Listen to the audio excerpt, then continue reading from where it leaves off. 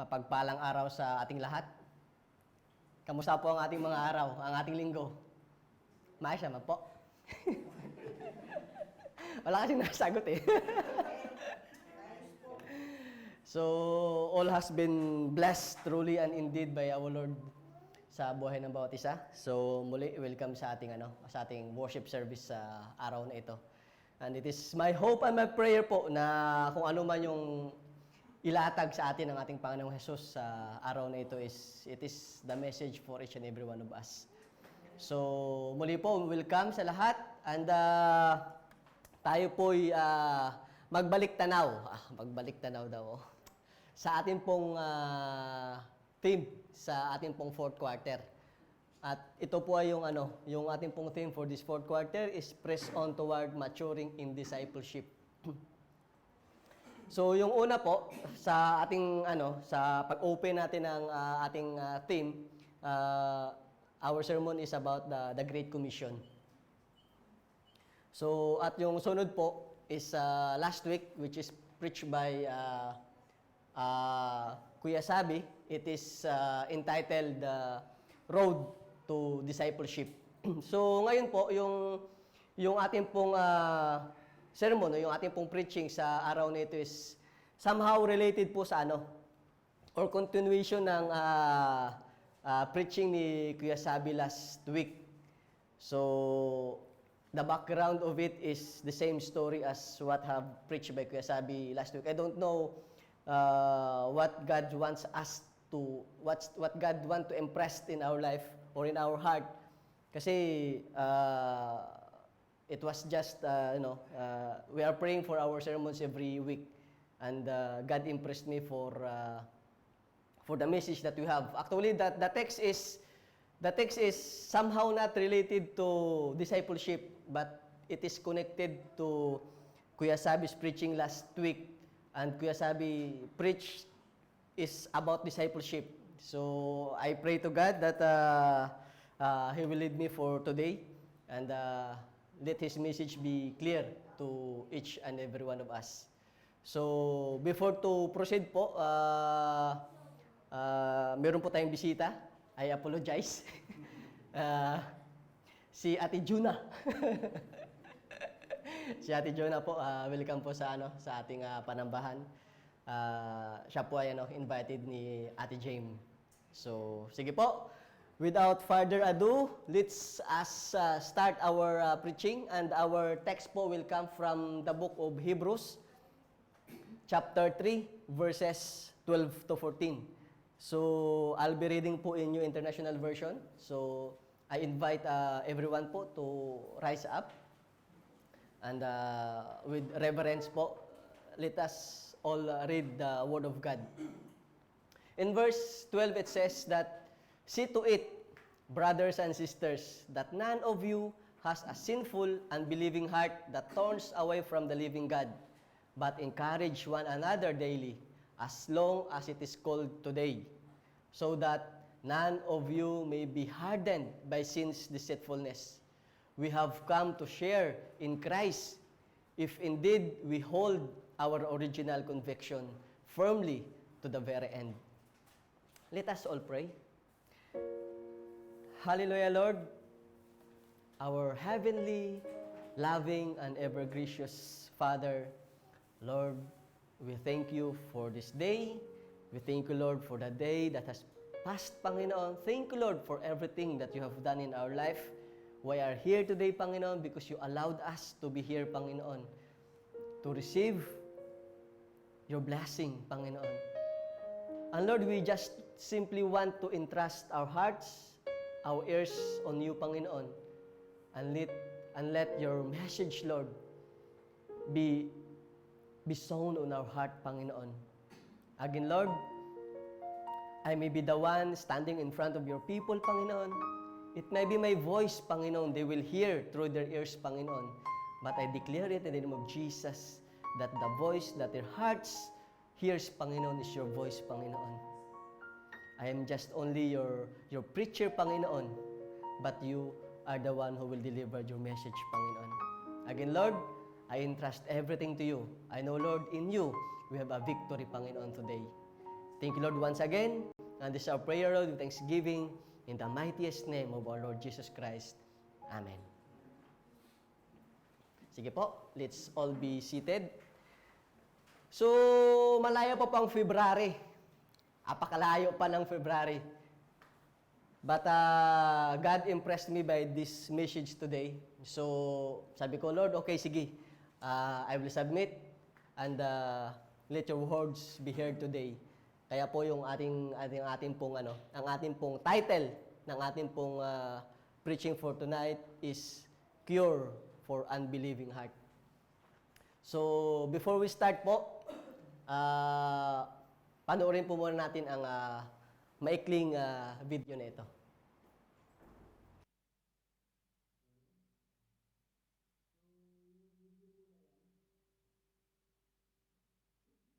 Sorry again. So yung video po na yan is isa pong interview kay Jennifer Lawrence. So I believe everyone knows Jennifer Lawrence. And Jennifer Lawrence was once played a role of Mystique in the movie X-Men.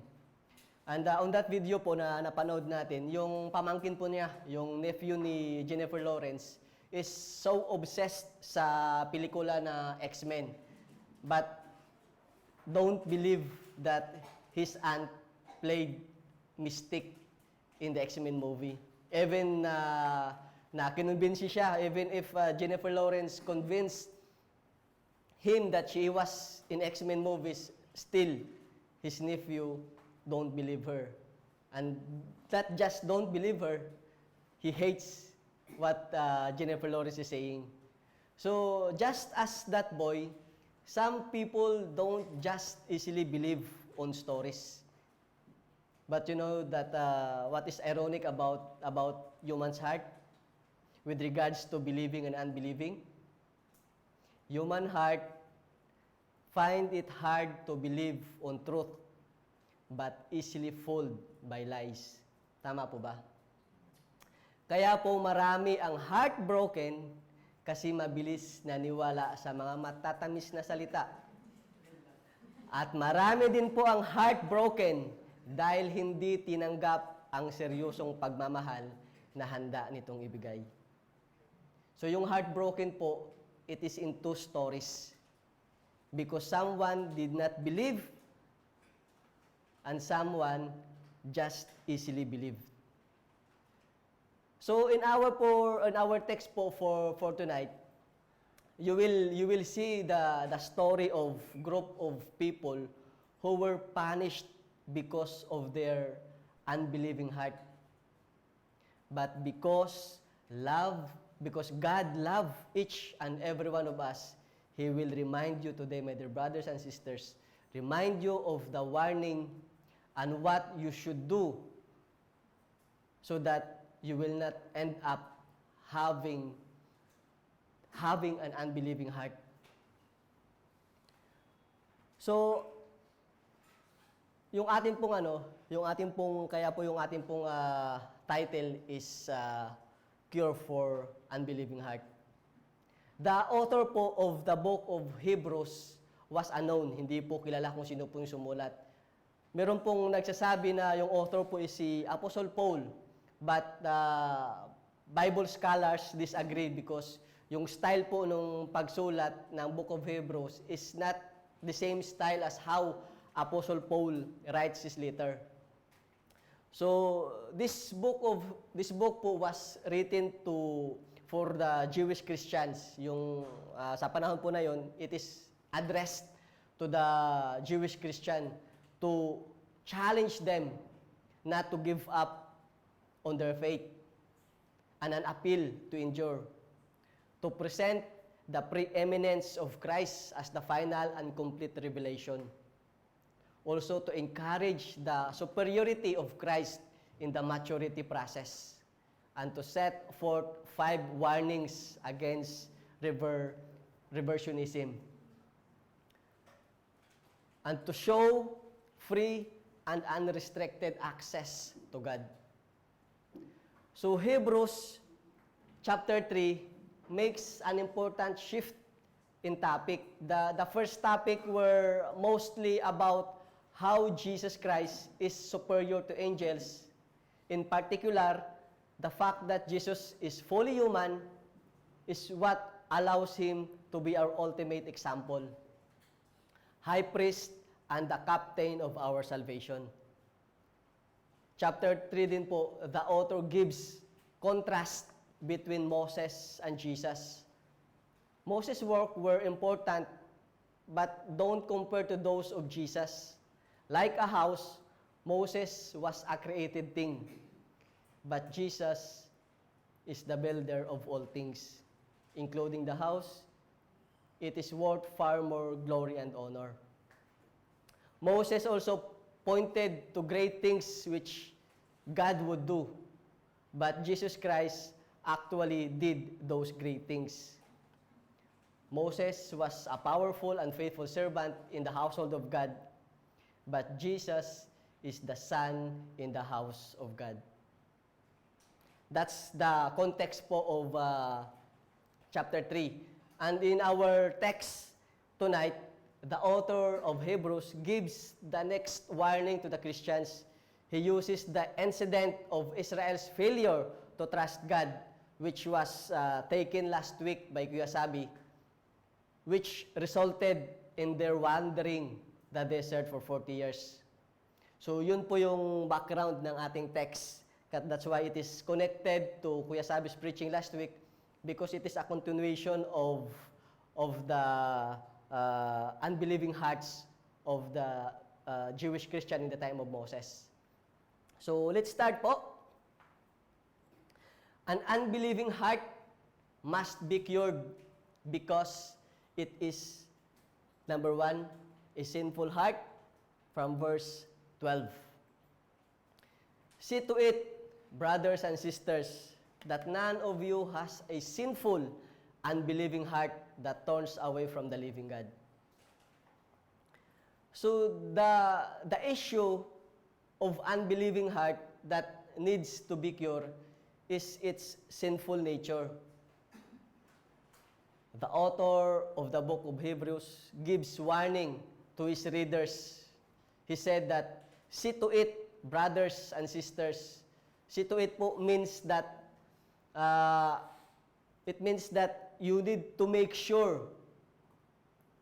He warns his reader not to have the same sinful, unbelieving heart that the Israelite had before in the time of Moses. Because of Israelites' sinful, unbelieving heart, they made God angry. That's why it says in verse 10, in same chapter, that is why I was angry with that generation. That generation po is pertaining to the Israelites in time of Moses. And I said, their hearts are always going astray, and they have not known my ways. Yan po yung sabi sa Hebrews chapter 3, verse 10. Despite of all that God has done for them, they observe the 10 plagues in Egypt. Naalala niyo po yung 10 plagues. Ito po yung paraan na ginawa ng ating Panginoon upang ma-push si Pharaoh na palayain ang mga Israelites. The deliverance at Red Sea. Nakita po nila kung paano sila protektahan ng ating Panginoon na hinati ng ating Panginoon ng dagat para lang makalagpas sila sa mga Egyptian na humahabol sa kanila. The event at Sinai. Ito yung mga ginawa ng ating Panginoon. And yet, those Israelites persist in their unbelief. Unbelief is the kind of sin that the original Israelites committed. Sin is a direct rebellion against God. Sin corrupts self and others by our wicked actions. Actions that is entirely controlled by their unbelief in God's promises.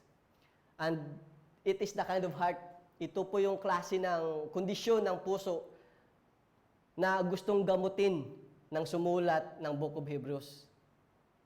Kasi sa mga panahong ito, ang mga Jews ay gustong bumalik sa Judaism practices. Sinulat po to ng author, yung book na to address those Christians at that time because they already received Christ as their personal Lord and Savior. But there is a pressure sa buhay nila na gusto nilang bumalik sa dati nilang practices which is Judaism. So to address this kind of problem, this kind of issue, the author warns his readers not to do what the Israelites did in the time of Moses when they are in the wilderness. Ito po yung warning. Kaya po nagbigay ng warning yung author ng atin pong ng Book of Hebrews. The warning that the author gives was not just for the Jewish Christians that time. It is also a warning to each and every one of us today. You should see to it, my dear brothers and sisters. You should make sure, you should watch out of your heart. When your heart is in a state of unbelief in the Word of God, on the promises of God, your heart is in the state of its sinfulness. Your heart is a sinful heart because unbelief itself is a sin. And unbelief is the root cause of all and other sins. Look around us now, my dear brothers and sisters. See what is happening around the world. Sin becomes the lifestyle of people. And all of this is because of their unbelief in God. Let us see what it says in Romans chapter 6, verse 23. For the wages of sin is death. Another warning, my dear brothers and sisters. For the wages of sin is death, but the gift of God is eternal life in Christ Jesus our Lord. Unbelief to the saving works of our Lord Jesus Christ is a sin against God. Unbelief will lead you to sin against God, to rebel against God, and the wages of sin, as the scripture says, is death. The world is leading itself to death. Death that is for eternity. And what kind of death? What kind of place? Kasi yung perception na natin ng death is pag namatay tayo, wala na. Peaceful na tayo, wala tayong problemahin, wala nang, sabi nila, the common term of everyone about death is a stage of life that you will not feel pain, you will not feel sorrow. But is this really the death is? Let us see what kind of place and what kind of death those who continue to live sin will suffer. Look at Matthew chapter 13, verses 41 to 42. The Son of Man will send out His angels, and they will weed out of His kingdom everything that causes sin, and all who do evil. They will throw them into the blazing furnace, where there will be weeping and gnashing of teeth. So, hindi po lahat ng death is a stage of life na wala ka ng mararamdamang pain. Masasabi lang po natin yan if you have Christ in your life. But if you rebel against God, if you reject Christ in your life, you will not find peace in your death. Because you will weep eternally, in eternity, and you will gnash your teeth. Ano po yung gnashing of teeth? Yung sa sobrang sakit, sa sobrang pain na naranasan mo, yung kinikis-kis mo yung ngipin mo. So, this is the final destination of those who continue to live in sin. Because they continue to reject God, they continue to reject Christ in their life. Because they continue to reject what God has given to them. So, my dear brothers and sisters, is this the place where your family, where you want your family to be with?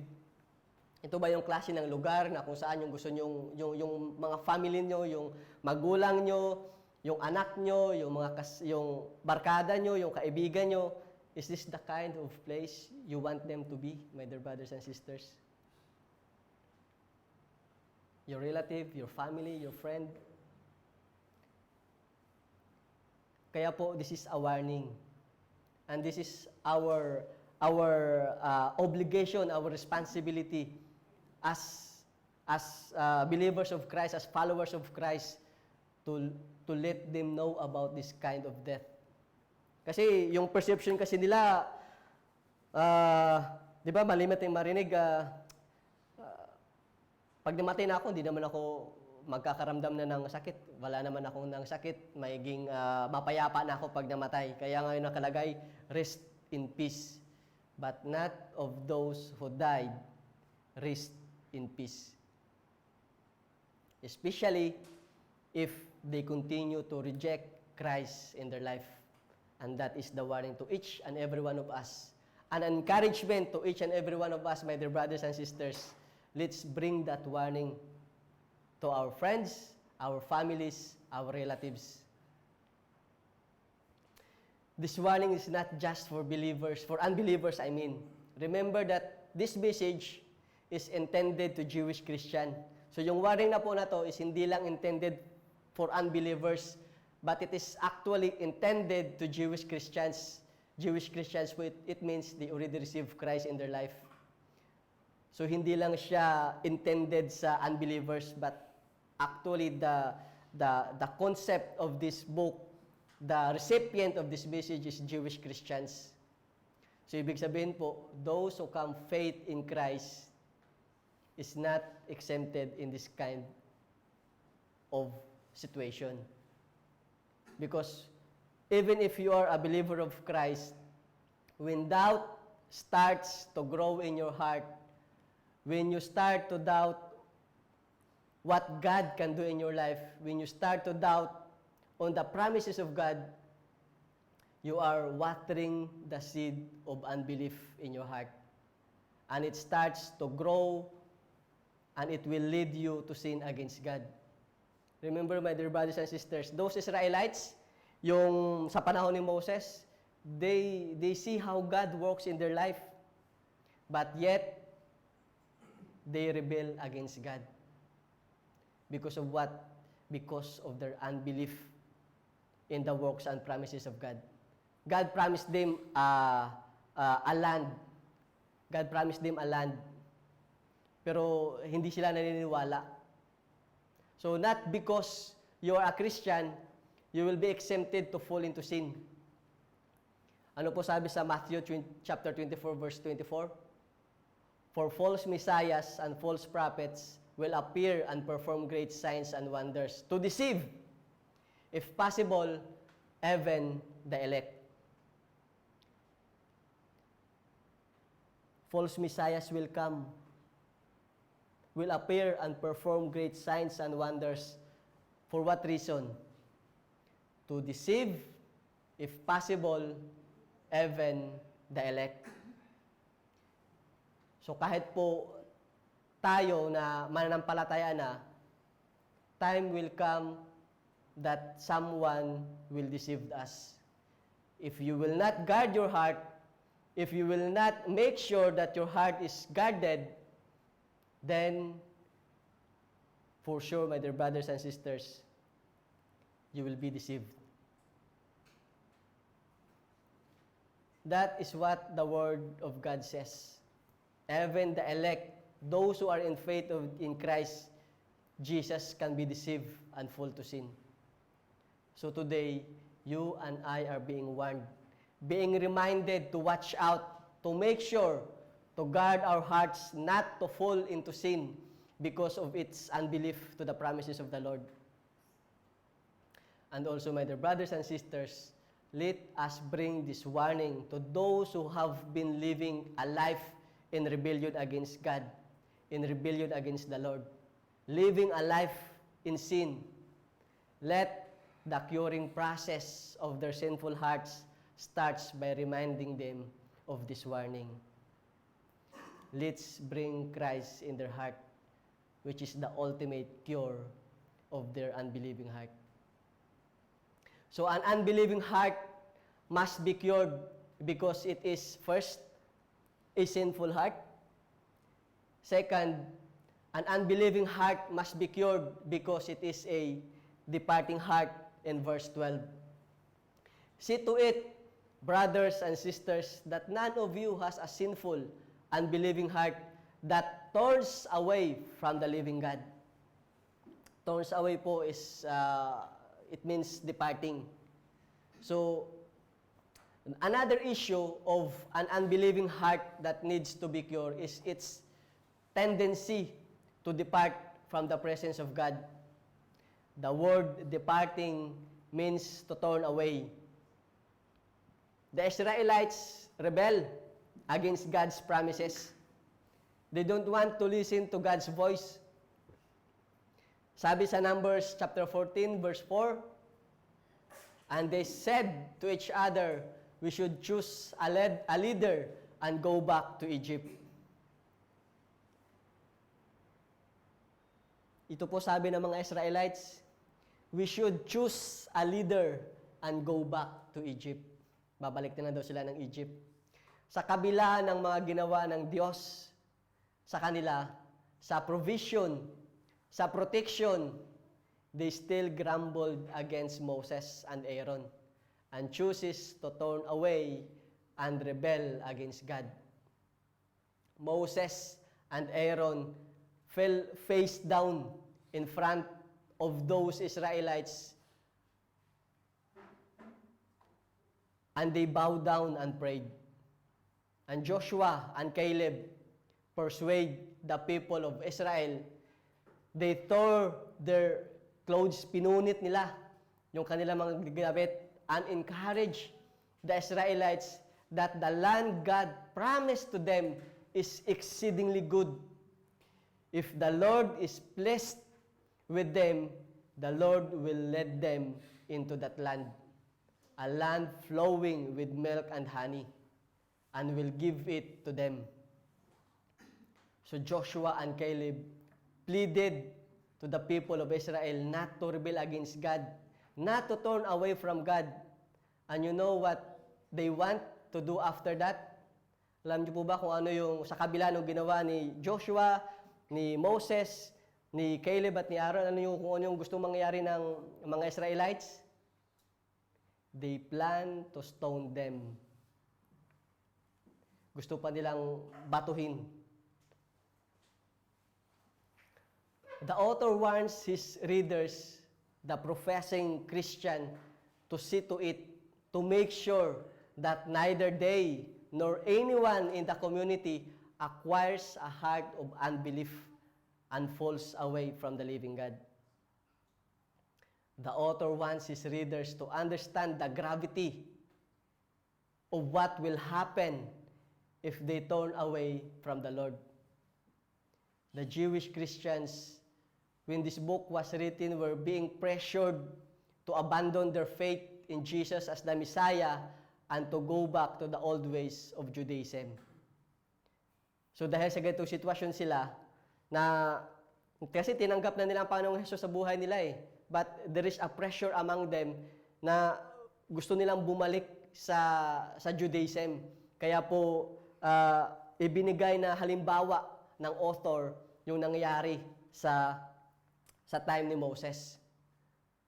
So the author wants to sober them up by reminding them of how their ancestors turned away from the truth.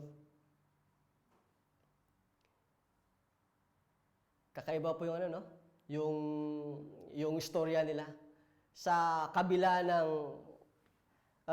they are so blessed kasi nakita nila kung paano gumalaw ang Panginoon sa buhay nila. Nakita nila yung kapangyarihan, naramdaman nila physically yung kapangyarihan ng Diyos sa buhay nila. Yet, they choose to rebel against God and they want to go back to Egypt.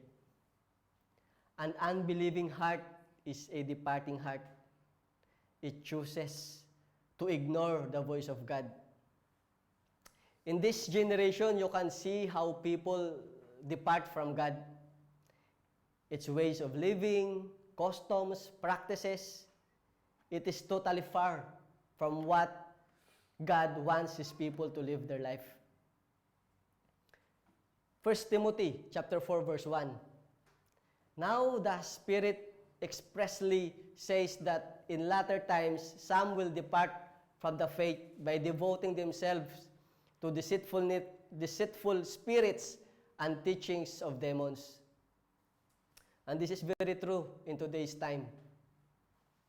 People choose to depart from their faith in God because they have been deceived by the teachings of the devil. The devil will confuse your heart on how you should live your life. The devil will offer you pleasure. He will offer you comfort. He will offer you peace. He will offer you wealth. He will offer you everything. And He will present it in a most stunning package para lang ma-convince kayo to accept His offer. And this is what everyone wants, di ba? Let us be true to ourselves. This is what we want. Pleasure. Sino ba yung ayaw ng pleasure? Comfort. Peace. Wealth. Sino ba yung ayaw yumaman? Kaya nga tayo nagtatrabaho dito to give a better life to our families. But the problem is, the way of how we are going to acquire it is totally different from God's way. The world's way of getting those things that we want is totally different from God's way. Because the world will confuse your heart. Confusion that will lead you to doubt on God's promises. Doubt that will pushes you to fall away from God. Ano po sabi sa 2 Corinthians chapter 11 verse 3? But I am afraid that just as Eve was deceived by the serpent's cunning, your mind may somehow be led astray from your sincere and pure devotion to Christ. If you will go back po in Genesis chapter 3, the serpent, ito po yung sabi po niya kay Eve, did God really say you must not eat from any tree in the garden? This is the question. Di ba po, sa buhay natin, dumarating talaga yung point na we are being asked, or yung sarili natin tinatanong, oo nga ba? Totoo nga ba yung mga pangako ng ating Panginoon? Totoo nga ba yung mga pangako ng Panginoong Hesus sa atin? The serpent infuses doubt not just to Eve's mind, but to her heart as well. And ends up, Adam and Eve was thrown outside the Garden of Eden. The same thing happened to each and every one of us. When doubt, when unbelief on God's promises starts to grow in our hearts, it will lead you to fall away from your sincere and pure devotion to Christ.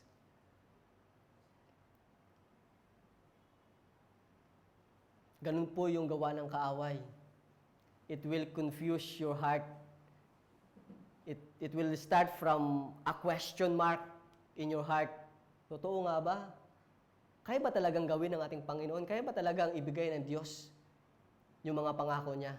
It will start with a question mark. It will confuse your heart. And that confusion will lead you to doubt on God's promises. And that doubt will lead you to fall away from God. Genesis chapter 1 verse 27. So God created mankind in His own image. In the image of God, He created them. Male and female, He created them. God created mankind in His own image. Male and female, He created them. Male and female, He created them. Ngayon po, Ano na po yung sitwasyon natin ngayon? In our time, in our generation today, meron na pong gender identity and pronouns. You cannot just simply address someone according to what you see them unless they identify their gender.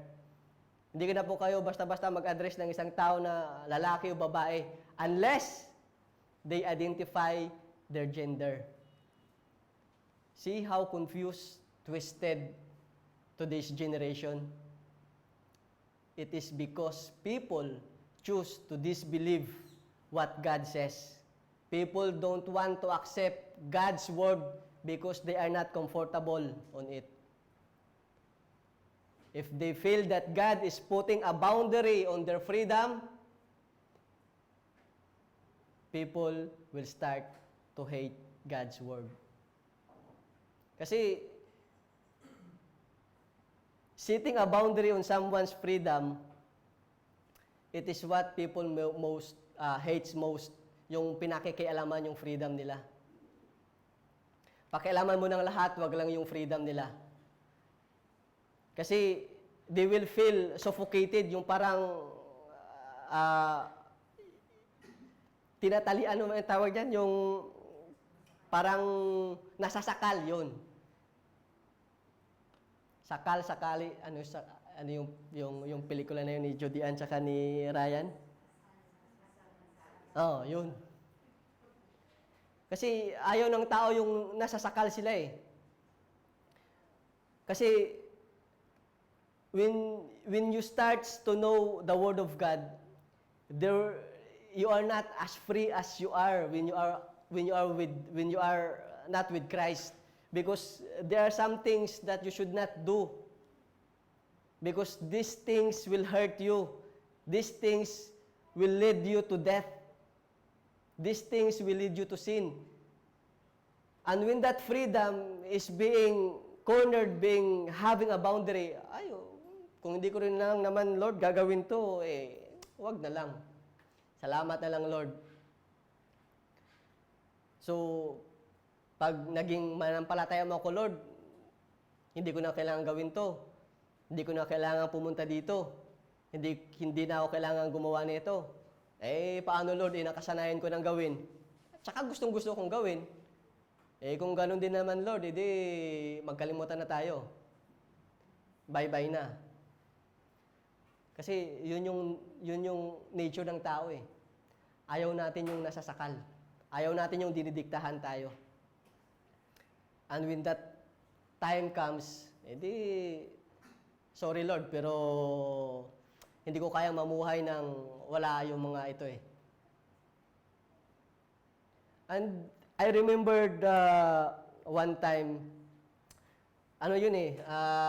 me, Kuya Paul, and Angelo was on our way going to Ras Al Khaimah. Yung nagkaroon ng Foundation Day, yung anniversary, yung joint anniversary where Kuya Sabi, we lend a hand in Ras Al Khaimah. And me, Kuya Paul, and Angelo was on a car. And then we start to, discuss about how wicked the world now is. And Kuya Paul asked us, what really is the reason why people starts to do it, why people is engaging to such immorality in such actions? You know what Angelo answered? Because of freedom. Because of freedom. Angelo, in his young mind, he understands that people tends to do or to rebel against God because of their freedom. They don't want to be cornered. They don't want to be controlled. They want to be free. Freedom. Yan yung sabi na Angelo. And it's true. Kasi lahat ng tao gusto maging malaya eh. So today, my dear brothers and sisters, you and I are being warned, being reminded to watch out, to make sure, to guard your heart, not to fall away, not to depart from God because of its unbelief to the promises of the Lord. And again, let us bring this warning to all those who have been living a life in rebellion against the Lord, living a life away from the living God. Let the curing process of their unbelieving heart starts by reminding them of this warning.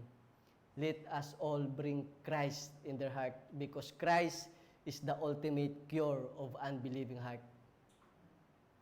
Unbelieving heart must be cured because first, it is a sinful heart. Second, it is a departing heart. An unbelieving heart must be cured because it is, third, a hardened heart in verses 13 to 14. It says, "But encourage one another daily, as long as it is called today, so that none of you may be hardened by sin's deceitfulness. We have come to share in Christ, if indeed we hold our original conviction firmly to the very end."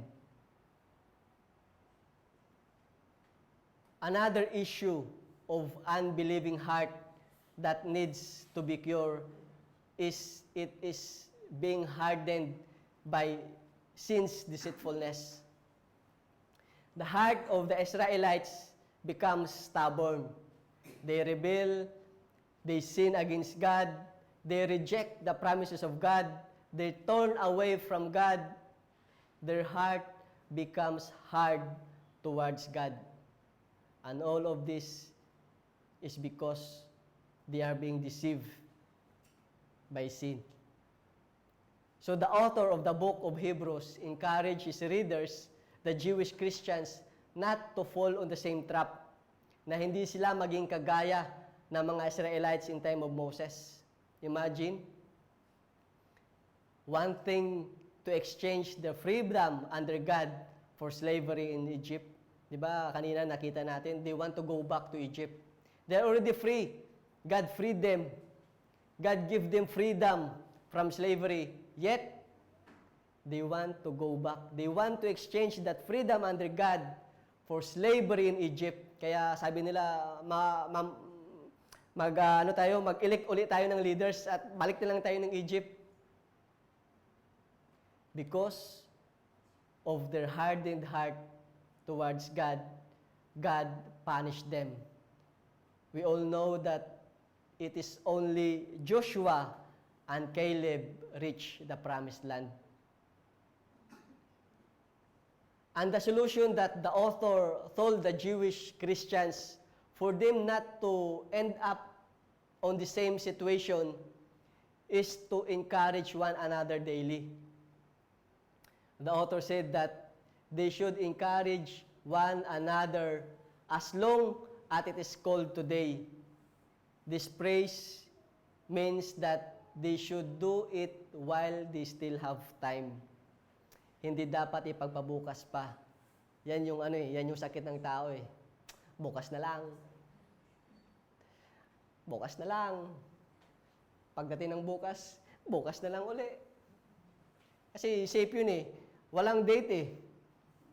Bukas. Yung bukas, maaring bukas uli. Bukas, maaring bukas uli. Tama po ba? Kapatid, pwede mo bang puntahan si kapatid kasi may iniindang karamdaman, may pas, pwede bukas na lang. You know why it is called today, my dear brothers and sisters?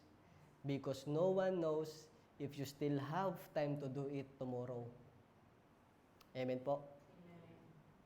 That's why in verse 14, the author emphasized the importance of encouraging one another.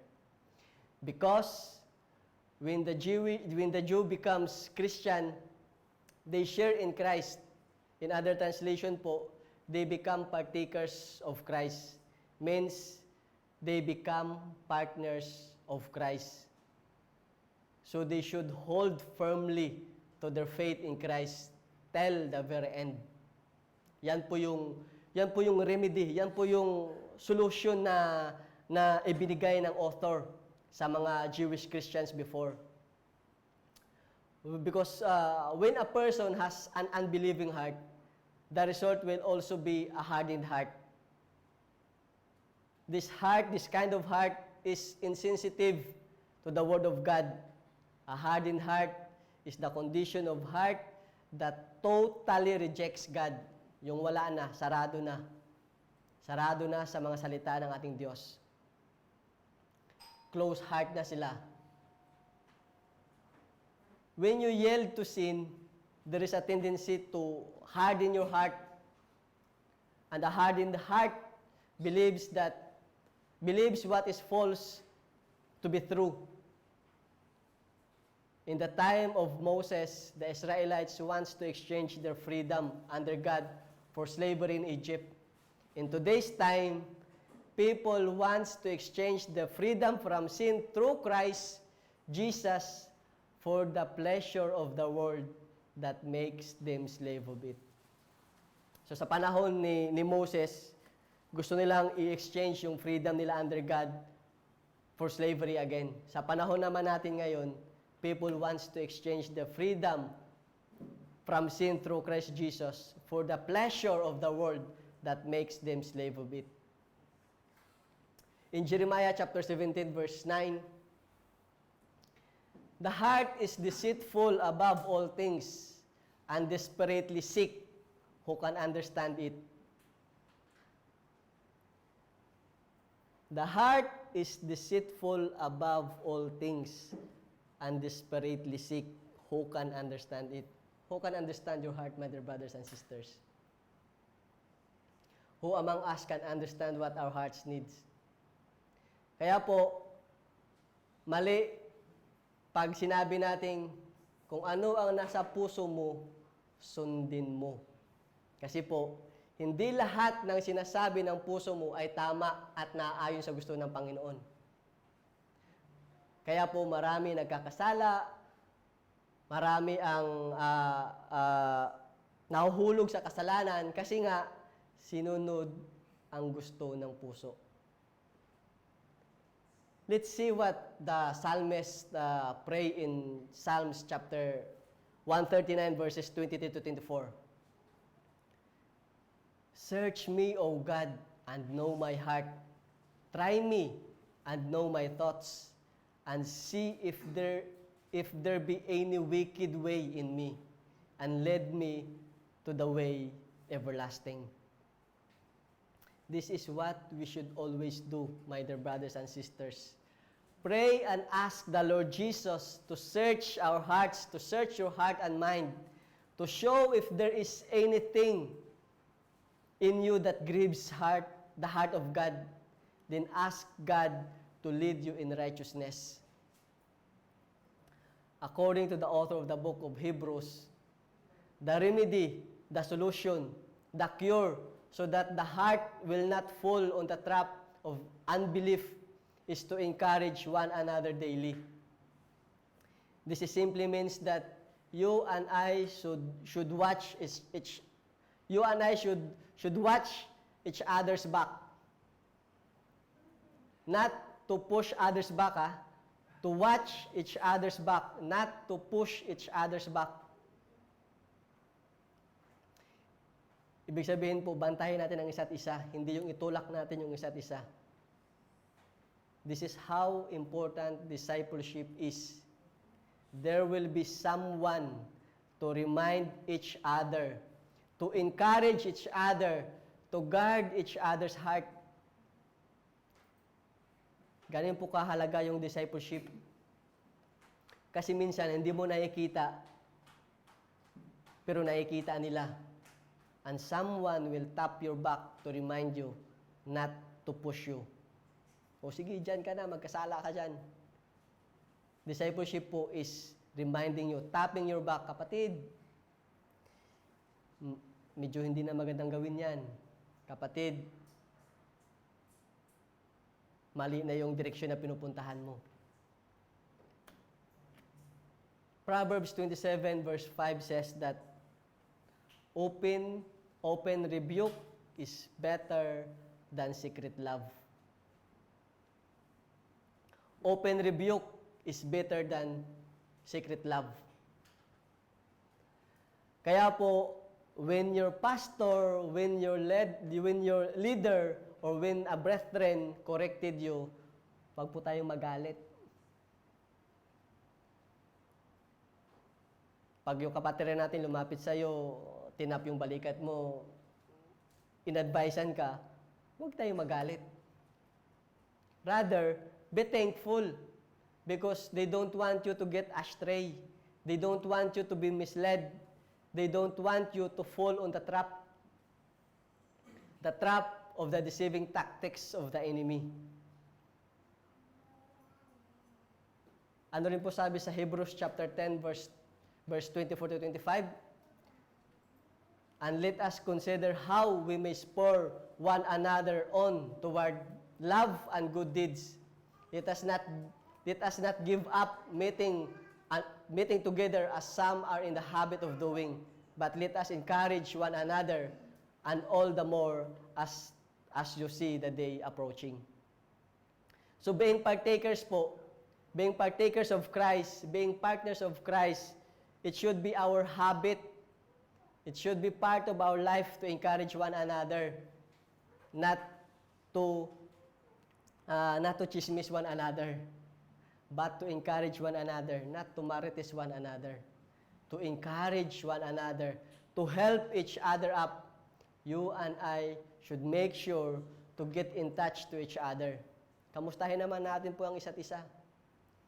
Kasi mayroong mga tao na hindi vocal, yung hindi mahilig magkwento, yung inaantay lang pala yung may lumapit sa kanila, may magpaalala sa kanila.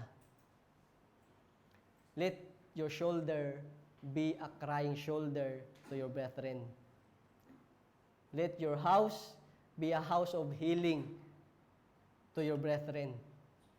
Kaya po, let us always be reminded, let us always be encouraged na kamustahin naman natin.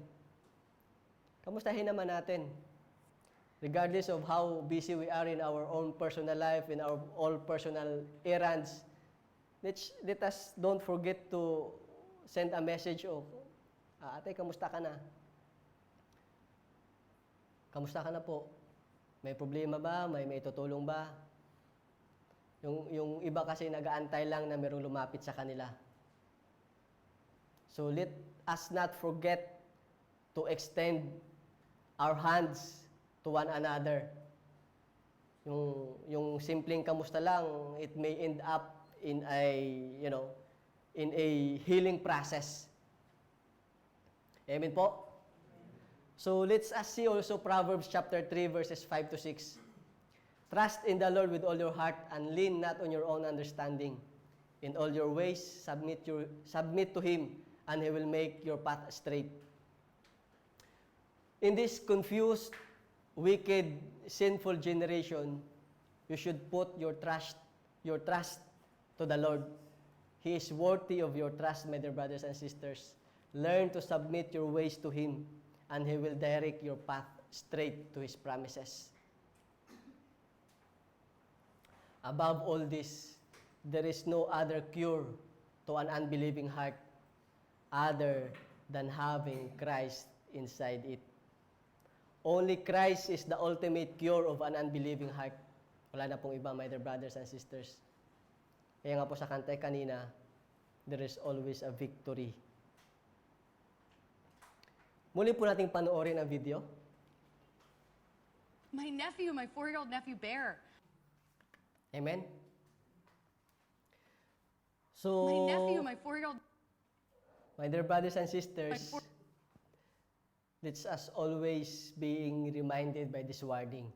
Let us always make sure, let us always guard our hearts, because our generation is a confused generation, twisted and wicked generation because of its unbelieving heart toward God's promises. People must hear the warning. Human's heart is sick and dying for its sinful. It is departing from the giver of life. It is hardened by the deceitfulness of sin. It needs to be cured. Let us not give up and pursue to bring Christ, the ultimate cure for every unbelieving heart. Amen po? Hallelujah. An unbelieving heart must be cured because it is a sinful heart. An unbelieving heart must be cured because it is a departing heart. An unbelieving heart must be cured because it is a hardened heart. Let us all stand.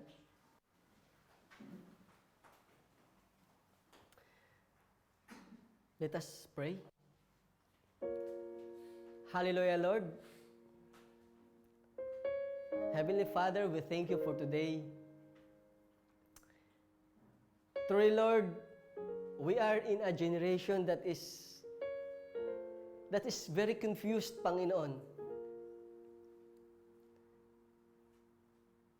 Many hearts living in its sinful nature.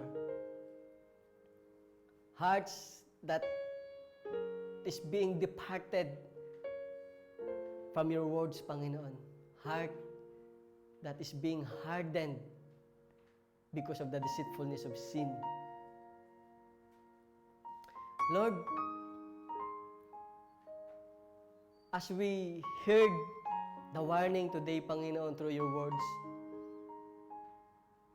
and as your believers, as your followers, Lord Jesus, Lord, our life is yours.